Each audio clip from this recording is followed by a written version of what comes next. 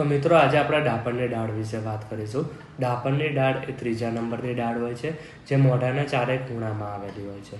ડાપણની દાળને લોકો અક્કલ દાળ અથવા તો વિઝડમ ટૂથ તરીકે પણ ઓળખતા હોય છે. ડાપણની દાળ એ 17 થી 26 વર્ષની ઉંમરમાં આવી જતી હોય છે.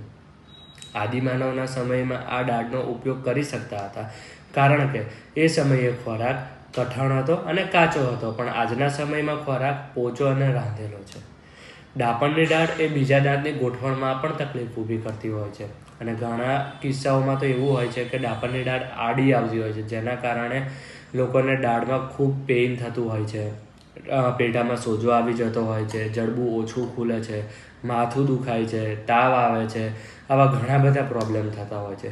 જો તમને આવા કંઈ પણ પ્રોબ્લેમ હોય તો ડેન્ટિસ્ટની સલાહ લઈને તમે પેઇન કિલર પણ ઉપયોગ કરી શકો છો, અથવા તો લાંબા સમયથી આ પ્રોબ્લેમ રહેતો હોય તો અમારા ક્લિનિકની પણ વિઝિટ કરી શકો છો.